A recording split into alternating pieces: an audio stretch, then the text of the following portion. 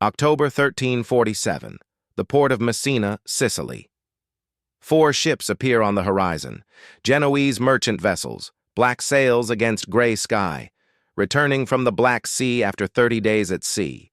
They should be full of life. Sailors shouting orders, ropes being thrown to dock workers, the usual controlled chaos of ships arriving with valuable cargo. Instead, there is silence. An eerie, terrible silence. As the ships drift closer to the docks, the harbor master notices something is wrong. Very, very wrong. The ships are moving too slowly, almost drifting, as if no one is steering them properly. When the first ship finally reaches the dock, he sees why. Bodies lie scattered across the deck. Of the 180 crew members who departed from Kaffa 30 days earlier, only 40 are still moving, and every single one of them is dying. Black swellings the size of apples cover their necks and groins. Blood seeps through their skin, staining their clothes dark red. The stench of rotting flesh and human waste is so overwhelming that dock workers step back, covering their faces. Some of the sailors are crying. Others are delirious with fever, speaking to people who aren't there. A few try to stumble off the ships but collapse on the dock. The harbor master stares in horror. He doesn't know it yet, but he is witnessing the arrival of the apocalypse. Within 6 weeks, half of Messina's population will be dead. 30,000 people, gone. Within 1 year, the plague will spread across Italy, France, Spain, and beyond. Within 3 years, 1/3 of Europe's entire population will have disappeared. Between 25 and 50 million people, erased from existence. The economic collapse will be total. The social order will shatter. The medieval world will end. And it all started with these 4 ships. Ships that shouldn't have been allowed to dock. Ships carrying silk, spices, precious furs, and infected rats. Ships chartered by desperate men trying to escape. A dying city. Ships captained by sailors who wanted to get home to their families. And ships that carried one particular passenger who would spend the rest of his short life knowing what he had done. This is the story of Antonio di Gabriele, a successful merchant, a loving father and husband, a practical, intelligent businessman who made reasonable decisions to protect his family's future, and the man who helped bring the Black Death to Europe. He didn't mean to do it. He never wanted any of this. But intention doesn't change outcome, and Antonio would die knowing that his choices helped kill millions. Before we continue with this story, I have a quick request. If you're enjoying what you've heard so far and want more people to discover this history, please leave a like on this video. It genuinely helps the channel grow and allows me to continue creating content like this every week. And if you enjoy history told in a different way, with stories and details you won't find in textbooks, subscribe to the channel and turn on notifications. I post videos like this every single week. Sound good? All right. Let's go back to where this nightmare truly began. The city of Kaffa, the Crimean Peninsula, autumn of 1346, 1 year before those ships arrived in Messina. To understand what happened, you need to understand what Kaffa was. This wasn't just some random trading post on the edge of nowhere. Kaffa was one of the most important commercial centers in the entire known world. Located on the Crimean Peninsula, jutting out into the Black Sea, it served as the crucial bridge between East and West. A Genoese colony, established over a century earlier, protected by massive stone walls and defended by professional soldiers. Everything passed through Kaffa. Silk from China, transported along the ancient Silk Road, spices from India and Southeast Asia, precious furs from the frozen Russian north, slaves captured in raids and sold to buyers across the Mediterranean, gold, silver, jewels, ivory. If it was valuable and it came from the east, it went through Kaffa first, and the Italian merchants who controlled that trade became extraordinarily wealthy. Antonio di Gabriele was one of them. Born in 1312 to a family of fishermen in Genoa, Antonio had worked his way up through pure determination and business sense. At 16, he'd signed on as an assistant to a merchant trader. By 20, he was managing cargo manifests. By 25, he'd saved enough money to buy a small share in a trading ship. By 34, in the year 1346, he was prosperous. He owned shares in 2 merchant vessels. He employed 15 men in Caffa and Genoa combined. He had a warehouse in Caffa, where he stored goods waiting for shipment. Back home in Genoa, his wife Maria and 7-year-old son Marco lived in a proper stone house near the harbor. Not a palace, but far better than the cramped apartment where Antonio had grown up. For a man born with nothing, he'd built something real, something stable. His routine was predictable. 6 months in Caffa, buying goods and arranging shipments. 6 months in Genoa with his family, selling those goods at enormous profit. 3 round trips per year, each trip making him wealthier. By 1346, Antonio was planning to buy a 3rd ship. Maybe in another 5 years, he could retire. Spend full time with Maria and Marco. Watch his son grow up instead of being absent for half of every year. He had plans, dreams, a future. Then the Mongols arrived, and everything changed. The Golden Horde had ruled the Crimean steppe for over a century. Descendants of Genghis Khan, still the most feared military force in Eastern Europe. Cavalry that could ride 100 miles in a day. Archers who could shoot a target from horseback at full gallop. For decades, the Mongols and the Genoese had maintained a careful balance. The Italians paid tribute. The Mongols protected the trade routes. Everyone made money. Everyone stayed happy. But in 1343, that balance broke. A dispute over trade rights. Accusations of Genoese merchants cheating on their tribute payments. A Mongol official killed in a street fight with Italian sailors. Small things, stupid things. The kind of things that, in a different time, might have been resolved with diplomacy and gold. But Khan Janibeg, ruler of the Golden Horde, was not in a diplomatic mood. In September 1346, he arrived at the walls of Caffa with 20,000 warriors. The siege began. The Genoese had maybe 3,000 defenders inside the walls, mostly merchants and craftsmen who'd never held weapons before the crisis. A few hundred professional soldiers, some crossbowmen, not nearly enough. For weeks, the siege continued. Mongol cavalry surrounded the city completely. No one could get in or out. Supply ships from Genoa couldn't reach the harbor. Inside the walls, food began running low, then water, then everything. People started dying, but not from starvation. Not yet. Something else was killing them. It started in the Mongol camp outside the walls, late October 1346. Warriors began falling sick, first 1 or 2, then dozens, then hundreds. The symptoms were always the same. It began with fever, terrible burning fever that made men delirious, then chills so severe they shook uncontrollably even when wrapped in furs. Then the swellings appeared, black, purple lumps the size of eggs or apples, usually in the neck, armpits, or groin. Buboes, they would later be called. The swellings were agonizingly painful. Men screamed when they were touched. Within 3 to 5 days of the first symptoms, most were dead. Some died faster, some lasted a week, but very, very few survived.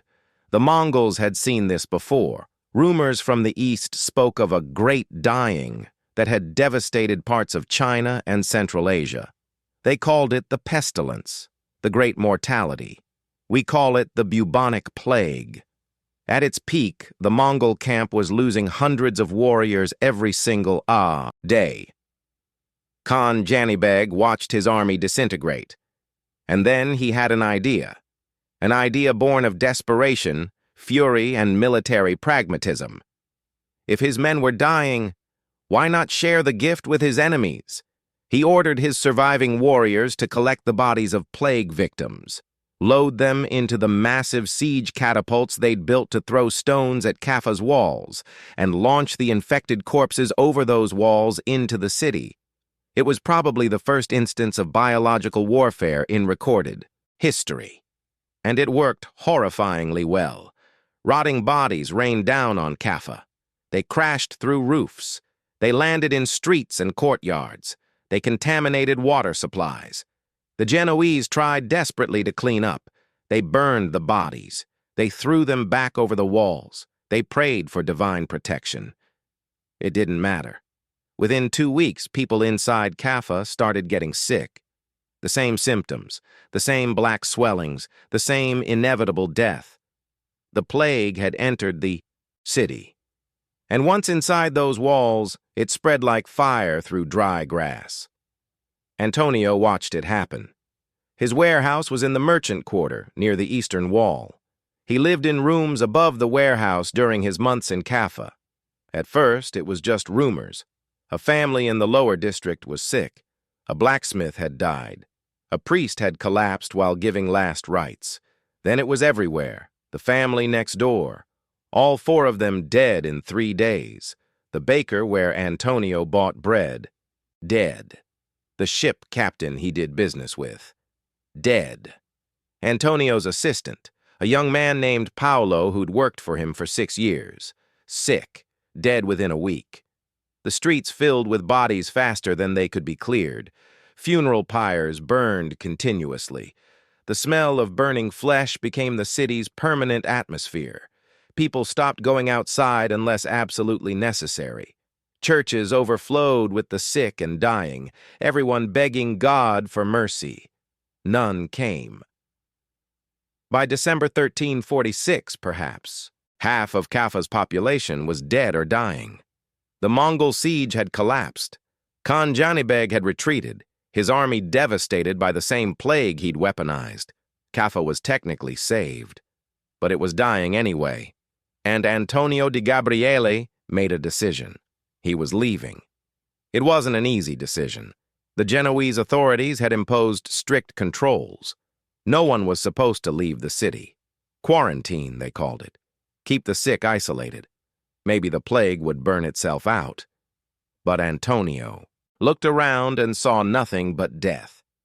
Half the city was already gone. The other half was getting sick. Staying meant dying. And he had a family in Genoa, a wife who didn't know if he was alive or dead, a son who needed his father. He also had a warehouse full of valuable goods, silk from China, high-quality furs from Russia, spices that were worth their weight in gold in European markets, years of work, his entire fortune, sitting in that warehouse. If he left now, immediately, he could save it. Save his investment, save his family's future. The practical part of his brain calculated rapidly. A ship. He'd need to charter a vessel, pay the captain enough to make it worth the risk. Crew. 40 men minimum for a merchant ship that size. Cargo handlers. To load the goods from his warehouse. Time. The Genoese authorities might close the port completely any day now. He had maybe a week, maybe less. Antonio made his decision. January 1347. He found Captain Luca Benedetto, a hard-faced Genoese sailor who'd worked the Black Sea routes for 20 years. "I'll pay you double your normal rate," Antonio said. "We leave as soon as the ship is loaded." Luca studied him. "The city is cursed. Half my crew is dead. The ones who survived want to leave, but what? The authorities. They're not letting ships depart." Antonio doubled his offer. 4 times your normal rate. Load my cargo. Get me to Genoa. I'll make you wealthy." Luca thought about it for maybe 3 seconds. "Done. But we leave the moment everything is aboard. No delays. This city is dying and I won't die with it." Agreed. Antonio hired 20 dock workers to move his cargo. He paid them triple the normal wage. Most were desperate. The dying city had no other work. Food was scarce. Money meant survival, at least temporarily. Some of the workers were coughing, feverish. Antonio noticed. Of course he noticed. But he needed those goods loaded, needed to leave before the port was sealed permanently. He told himself the workers were just tired, just hungry. He told himself a lot of things. 3 days of frantic loading. His entire warehouse emptied into the ship's hold. Bales of silk, barrels of spices, bundles of fur, boxes of smaller luxury items, 40 crew members, all experienced sailors. Most had families in Genoa and wanted desperately to go home. Some looked sick. Antonio told himself they'd feel better once they were at sea. Fresh air, open water. On January 15, 1347, just before dawn, they slipped out of Caffa's harbor, without official permission, without clearance from the authorities. 4 merchant ships total, actually. Other merchants had the same idea. Safety in numbers. The Black Sea stretched before them. 30 days to Constantinople, then another week to Messina in Sicily, then one final leg to Genoa. Antonio stood on the deck as Caffa disappeared behind them. The city he'd worked in for 12 years. The city that had made him wealthy. Burning, dying, doomed. But he'd escaped. He'd saved his fortune. He was going home to his family. He was safe. He could not have been more wrong. Day 3 at sea. One of the deckhands collapsed during his shift. Just dropped to the wooden planks like a puppet with cut strings. Probably seasick, Captain Luca said, but his voice lacked conviction. Antonio had seen enough sickness in Caffa to recognize the signs. The man was feverish, shaking. By nightfall, black swellings had appeared on his neck. By morning, he was dead. They wrapped his body in canvas and threw it overboard. It was just him, Luca said. One man. The sea air will cleanse the rest of us. Antonio wanted to believe that, needed to believe it. Day 5. 3 more crew members fell sick. Day 7, 6 sick, 2 dead. The pattern was unmistakable now, inevitable. The plague had come aboard in Caffa, maybe in the cargo, maybe in the crew members who were already infected but not yet showing symptoms. It didn't matter how it got aboard. It was there, and it was spreading. Day 10. 15 men sick, 6 dead. The ship became a floating nightmare. Men died in their bunks, bodies discovered hours later, already stiff and cold. The smell of death mixed with the salt air. Blood and vomit stained the decks. Every morning more bodies were thrown overboard. Captain Luca kept the ship moving. What else could he do? Turn back to Caffa? That city was doomed. Push forward to Constantinople? That was still their only hope. The healthy crew. Members worked double shifts, exhausted and terrified, knowing they might be next. Antonio stayed in his cabin as much as possible. He wasn't sick. Not yet. Maybe he wouldn't get sick. Maybe he was one of the lucky ones. Some people in Caffa had survived. Some seemed immune. Maybe God was protecting him. He prayed, desperately, promised God everything he could think of. I'll donate money to the church. I'll fund a new altar. I'll help orphans. Just let me survive. Let me see Maria and Marco again. Just let me live. Day 15. Half the original crew was dead. 20 men dead. 20 still alive, but most showing symptoms. The survivors were beyond exhausted. Some wanted to turn back. Others wanted to stop at the nearest port, any port, just to get off this cursed ship. Turn back to where? Captain Luca shouted during one argument. His eyes were wild. Caffa is dead. Every port on the Black Sea is probably infected by now. He was right. They all knew it. There was nowhere to go, but forward. Antonio helped with the sailing now. Even merchant passengers had to work when most of the crew was dead or dying. He hauled ropes. He adjusted sails. He helped throw bodies overboard when there was no one else.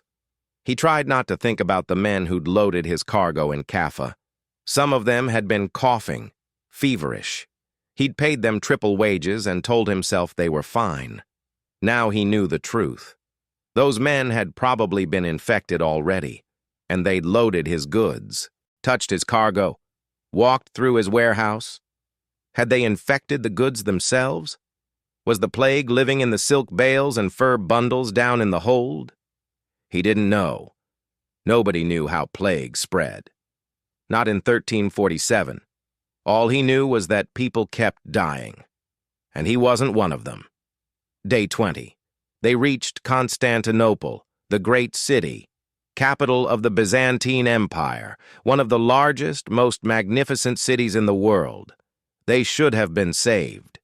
Instead, they found the harbor, blocked. Imperial Byzantine guards stood on the docks, crossbows loaded and aimed at the approaching ships. A herald shouted across the water, "You carry plague! You are forbidden to dock! Leave immediately or we will sink you!" Captain Luca tried to negotiate. "We have sick men who need medical care. We have valuable cargo. We don't care about your cargo. Leave or die." One of the other Genoese ships tried to push forward anyway, desperate to dock. The Byzantine guards fired. Crossbow bolts slammed into the ship's deck. One bolt hit a sailor, dropping him instantly. The message was clear. They left. 4 ships turned away from Constantinople, turned west toward Sicily. 25 crew members remained alive across all 4 ships. All of them were showing symptoms now, all except Antonio. He still felt fine, perfectly healthy. Maybe God really was protecting him. Maybe his prayers had worked. Maybe he'd survive this after all. Day 30. The coast of Sicily appeared on the horizon. Messina, a major port city. They could dock there, finally get help, get medical care for the dying men. And Antonio could arrange to send his cargo on to Genoa. 30 days of horror. But he'd survived. His goods were still intact, safely stored in the hold. Once he sold them in Genoa, his family would be secure for years, decades even. He'd done what he had to do. He'd saved his business, saved his family's future. As the 4 plague ships approached Messina's harbor on October 28, 1347, Antonio de Gabriele stood on deck and felt something like relief. He'd made it. The worst was over. He had absolutely no idea what he'd just done. This story gets even more intense from here. If you're still following along and want more people to know about this incredible and tragic piece of history, share this video. Send it to that friend who's fascinated by historical mysteries and moral dilemmas. And leave a comment below. Seriously, I want to know. What would you have done in Antonio's position? Would you have stayed in Kaffa and died? Or would you have done exactly what he did? There's no easy answer. That's what makes this story so powerful. All right, let's continue. October 28, 1347. 4 Genoese merchant ships docked in Messina, Sicily. The harbor master, a man named Roberto D'Angelo, walked down to the docks to inspect them as he did with every arriving vessel. Standard procedure. Check the cargo manifests. Assess any customs duties. Welcome the merchants. But as he got closer, he realized something was terribly wrong. The ships were too quiet. And the smell. Good God, the smell! Death and decay, so thick it was almost visible.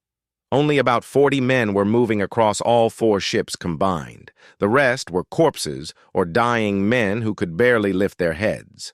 Roberto had been harbor master for 15 years. He'd seen sick sailors before. Scurvy, fevers, injuries from storms. He'd never seen anything like this. Black swellings the size of fists. Blood seeping through skin. Men delirious, crying out for mothers who weren't there. "What happened to you?" Roberto demanded. Captain Luca Benedetto stumbled forward. He was sick now, too. The swellings on his neck were impossible to miss. "Plague," he whispered. His voice was hoarse.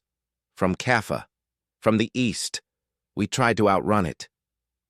Roberto felt his blood turn to ice. He'd heard rumors from traders who worked the eastern routes, whispers of a terrible sickness devastating. Cities in the Orient, entire populations vanishing, but that was far away. The other side of the world. Sicily was safe, or it had been. "You need to leave," Roberto said, backing away. Right now, you cannot stay in this harbor." But it was already too late. Some crew members had already gone ashore, desperate for fresh water, for real food, for medical help. They'd stumbled into the city. Some had collapsed in the streets before they got far. Others had made it to taverns, to hospitals, to churches. Within hours, Messina's doctors were being called to examine strange and terrible cases: fever, black swellings, blood seeping from skin. Dr. Matteo Villani was one of the first physicians to see it, a sailor. Collapsed outside the church of San Giovanni. Matteo was 43 years old. He'd studied medicine at the prestigious University of Bologna. He'd read Galen, Hippocrates, Avicenna. He understood the theory of the four humors, miasma, the balance of hot and cold, wet and dry. He'd treated hundreds of patients in his career. He'd never seen anything like this. "Get him to the hospital immediately," Matteo ordered. By nightfall, 5 more cases had arrived. By the next morning, 20. Within 1 week, 300 people in Messina were sick. And Antonio Di Gabriele sat in a dockside tavern, drinking wine, negotiating with local merchants about shipping his cargo north to Genoa.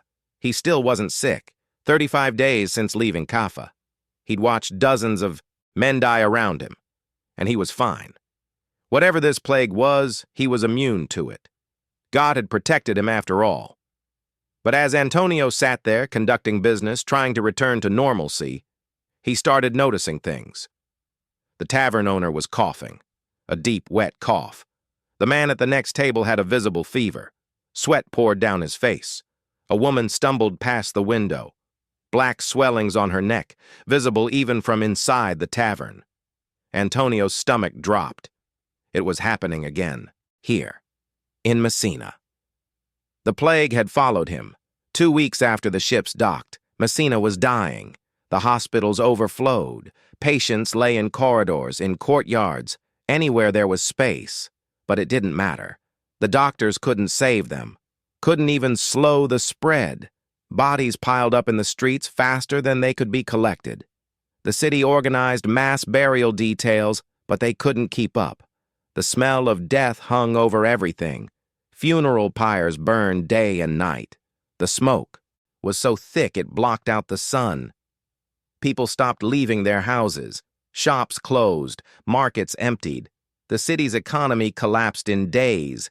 Families locked themselves inside, praying the plague would pass them by. It didn't work. The plague didn't care about locked doors. It came anyway. Entire households died. Parents, children, grandparents, servants, all gone within a week.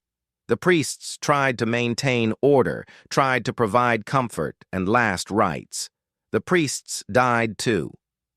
Dr. Matteo Villani worked himself to exhaustion trying to understand what was happening.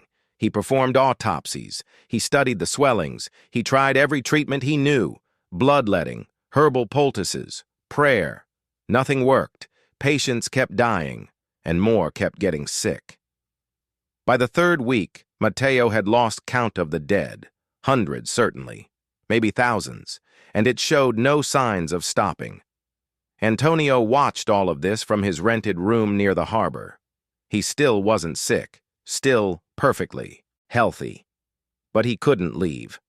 No ships would take cargo from Messina now. No port would accept vessels from the infected city. Messina was quarantined. He was trapped. For the first time since leaving Caffa, really trapped, Antonio started thinking clearly about what he'd done. The dock workers in Caffa.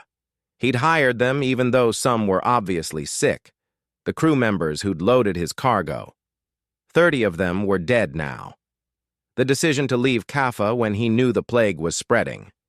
The voyage across the Black Sea with dying men all around him. The arrival in Messina, docking, letting crew members go ashore. Each decision had seemed reasonable at the time, practical, logical, necessary. But now, sitting in this room, listening to screams from the street below, watching black smoke from funeral pyres darken the sky. Now those decisions looked very different. Dr. Matteo found him in the 4th week. The physician looked like death himself, exhausted, hollow-eyed. His medical robes were stained with blood and other fluids. "You," Matteo said, "you were on one of those ships that arrived from Kaffa." It wasn't a question. Antonio nodded slowly. "I need you to tell me everything. Where you came from, what you saw, when the sickness started. Maybe it will help me understand this disease. Maybe I can find a way to stop it." So Antonio told him. Everything. The Mongol siege of Kaffa, the corpses catapulted over the walls, the plague spreading through the city, his decision to leave, hiring workers to load his cargo, even though some seemed sick, the voyage, the dying crew, bodies thrown overboard every day, Constantinople turning them away, arriving in Messina, finally feeling safe. Matteo listened in absolute silence. When Antonio finished, the doctor's face had gone pale. "You brought it here," Matteo whispered. "You and those other ships. You brought this plague to Sicily." "I didn't know," Antonio said quickly. "I thought if we got away from Kaffa, we'd be safe. I thought—" "You knew people were sick," Matteo interrupted. His voice was shaking, with exhaustion, with anger, with grief. "You said some of the workers who loaded your cargo were coughing, feverish. I needed to leave. I needed to save—" "Your cargo?" Matteo's voice rose. "Your silk and spices?" "My family's future," Antonio shot back. "I have a wife, a son. This was years of work. I couldn't just abandon it." "How many?" Matteo asked. The question came out as a whisper. "What? How many people in this city will die because you needed to save your silk?" The words hit Antonio like a physical blow. He had no answer. Matteo stared at him for a long moment. Then the doctor turned and walked away, left Antonio sitting alone. And for the first time, really and truly for the first time, Antonio saw it. Saw all of it. This wasn't just bad luck. This wasn't divine punishment falling randomly from heaven. This was cause and effect. He'd hired sick workers in Kaffa. He'd brought the plague aboard his ship. He'd docked in a healthy city. And now that city was dying. 30,000 people lived in Messina. How many were dead already? 5,000? 10,000? How many more would die in the coming weeks? And it was his fault. Not entirely. The other ships had brought plague, too. The disease would probably have reached Sicily eventually anyway. But he'd helped. His decisions, his actions, his choices. Antonio di Gabriele stumbled out of his room, out into the streets of dying Messina. Bodies lay where they'd fallen. No one collected them anymore. There were too many. A woman sat in a doorway, holding a dead child. She didn't cry, didn't move, just sat there, holding the small body. An old man wandered down the street, delirious with fever, calling for his wife. Smoke from funeral pyres turned the afternoon sky dark, and Antonio understood this was his legacy, not the successful business, not the comfortable house in Genoa. This, death, suffering, horror. This was what his practical decisions had created. The numbers are almost impossible for the human mind to comprehend. In 6 weeks after the ships docked, half of Messina's population was dead. 15,000 people, men, women, children, rich and poor, nobles and beggars. The plague didn't discriminate, but Messina was just the beginning, just the first chapter of a catastrophe that would reshape the entire continent. Ships from Messina traveled to other ports before the quarantine, took hold. Genoa, Venice, Marseille, Barcelona. Each one carried the plague with it. Carried infected rats hiding in cargo holds, rats carrying infected fleas, fleas carrying the bacterium Yersinia pestis, the Black Death. By the end of 1348, 1 year after Antonio docked in Messina, the plague had spread across Italy, France, Spain, and parts of Germany. By 1349, it reached England, Scotland, Ireland, and Scandinavia. By 1350, Eastern Europe, Poland, and Russia were infected. No part of the continent was spared. The mortality rate was staggering. In some cities, 60 to 70% of the population died. In rural areas, entire villages were abandoned, every single resident dead. Estimates vary, but most modern historians agree that between 25 and 50 million people died in Europe alone. That's roughly 1/3 to 1/2 of the continent's entire population. To put that in perspective, Europe's population in 1340 was approximately 75 million.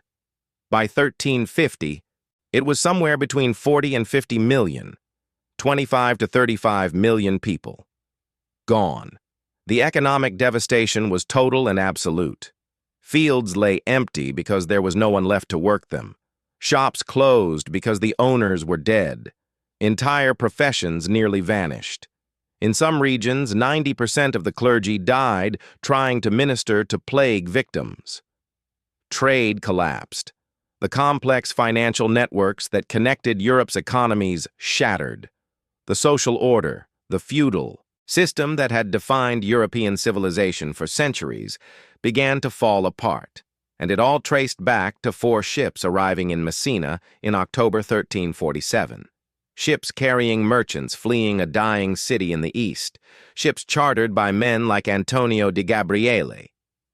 Antonio survived. He never got sick. Approximately 15% of the European population showed natural immunity to the bubonic plague. Antonio was one of them. Physically, he was one of the lucky ones. Mentally and emotionally, he was destroyed. He made it back to Genoa in 1349. The city was devastated, maybe half the population dead. Streets that had been vibrant and loud were silent, but his house was still standing, and Maria was still alive. So was Marco. His family had survived. When Antonio walked through the door after 3 years away, Maria didn't recognize him at first. He'd aged a decade. His hair had gone gray, his face was gaunt, but he was home. For a moment, just a moment, he felt relief. Then he tried to sell his cargo, the silk, the spices, the furs he'd fought so hard to save. The markets had collapsed. Nobody was buying luxury goods when half the population was dead or dying. Antonio sold everything at a massive loss, lost most of his fortune. His business was ruined. But that wasn't what destroyed him. What destroyed him was walking through Genoa's streets every single day and seeing the evidence of what he'd helped create.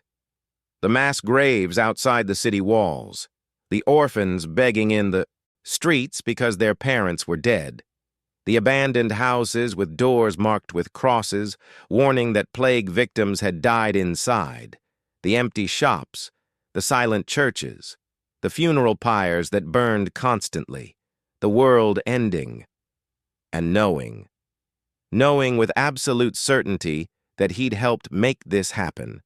Not intentionally. He'd never wanted this, never imagined it, but he'd made choices. He'd hired sick workers in Kaffa because he needed his cargo loaded quickly. He'd stayed on the ship as men died because turning back meant losing everything. He docked in Messina, knowing the crew was infected because he needed to get home. Each decision had made sense at the time. Each had been practical, logical, reasonable. Each had helped trigger the worst pandemic in human history. Antonio tried to go back to normal life. He couldn't. He'd wake up at night, remembering the dying crew members, the smell of death, the streets of Messina filling with bodies. He'd see the faces of the dock workers he'd hired in Kaffa. Some had been young, teenagers. He'd paid them triple wages and sent them to their deaths. Maria tried to help, tried to tell him it wasn't his fault. "You didn't know," she'd say. Nobody knew how the plague spread. You were just trying to get home. But Antonio knew the truth. He'd known people were sick. He'd ignored it because acknowledging it meant abandoning his cargo, his fortune, his future.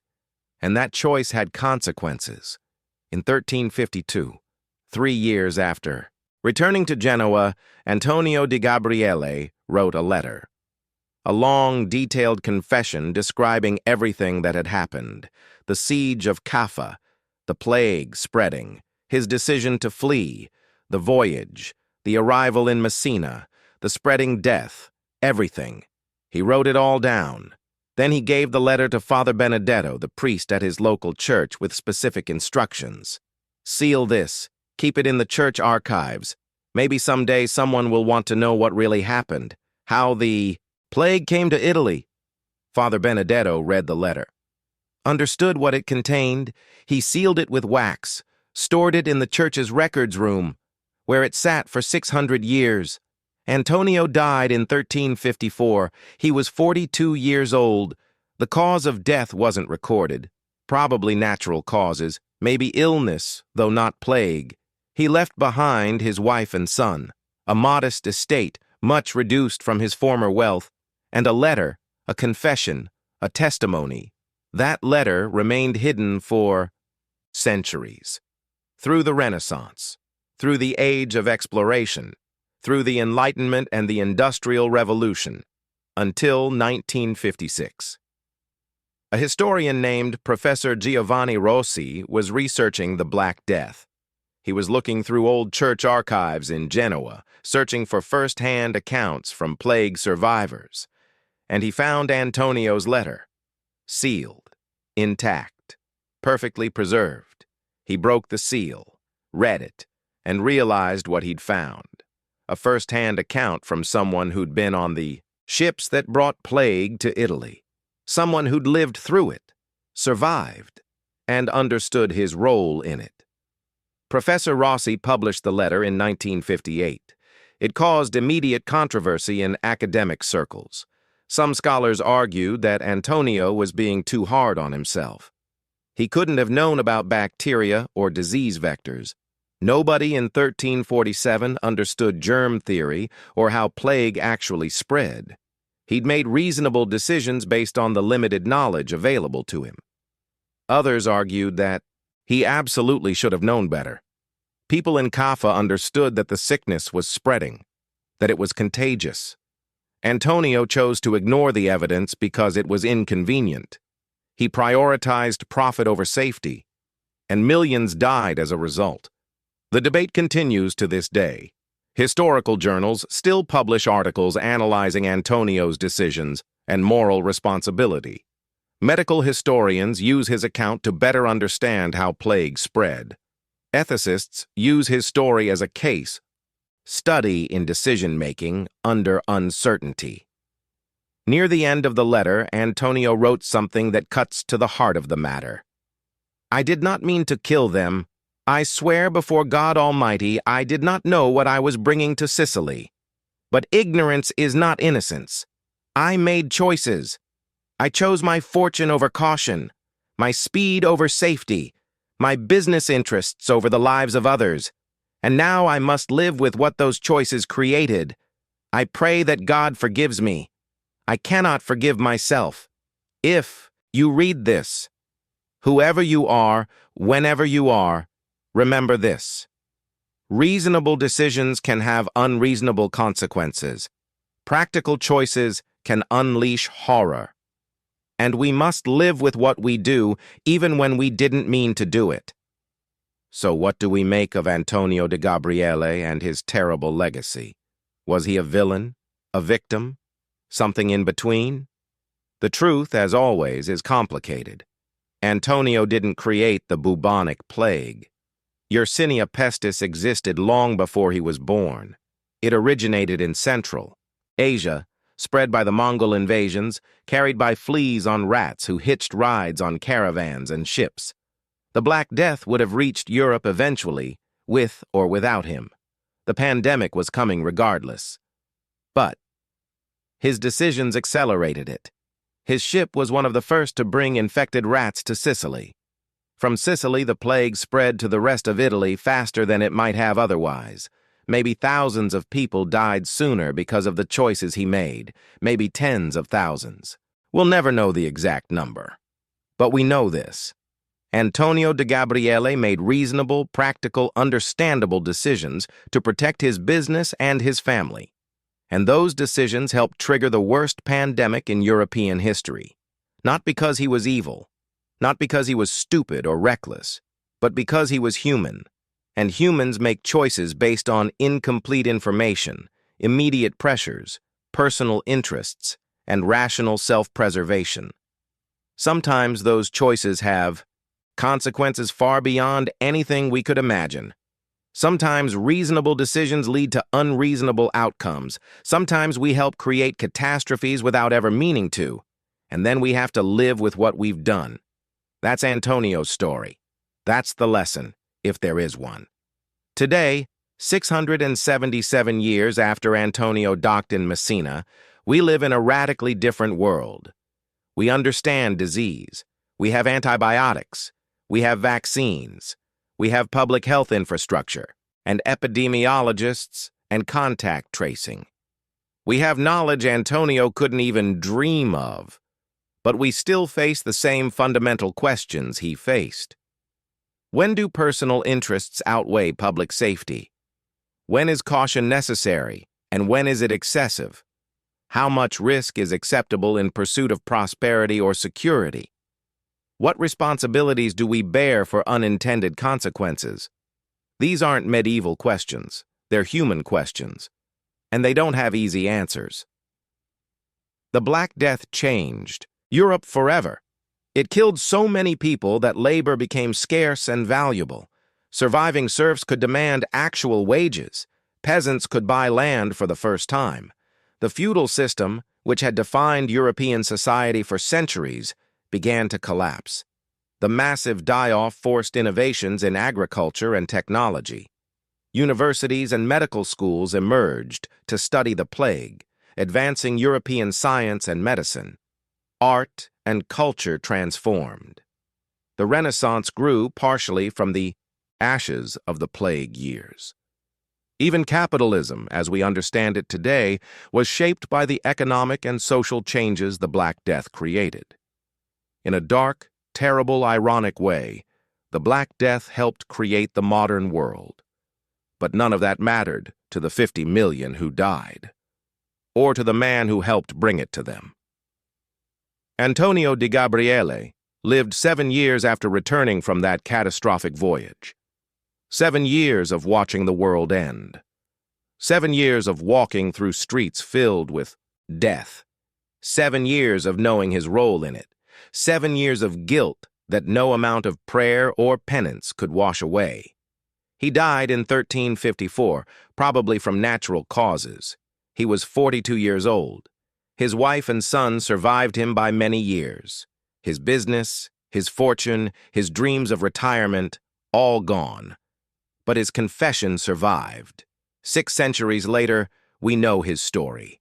We know what he did. We know what he felt about it. And now, so do you. This was the story of Antonio de Gabriele and the merchant ships that brought apocalypse to Europe. A story of practical decisions and unintended consequences. A story of one man trying to save his family's future and accidentally helping to kill millions. A story of guilt that transcended centuries. If you made it this far, thank you for watching. Leave a comment. I genuinely want to know what you think. Was Antonio responsible for what happened? Or was he just incredibly unlucky? Could you have done better with the knowledge available in 1347? There are no easy answers. That's what makes this story so powerful. Next week, I'm going to tell you about the Children's Crusade of 1212. 30,000 children marched from Europe toward Jerusalem, believing God would part the Mediterranean Sea and deliver them to the Holy Land. Not one of them made it to Jerusalem. And what actually happened to them is even darker than the legends suggest. Until then. Remember this: some decisions echo forever.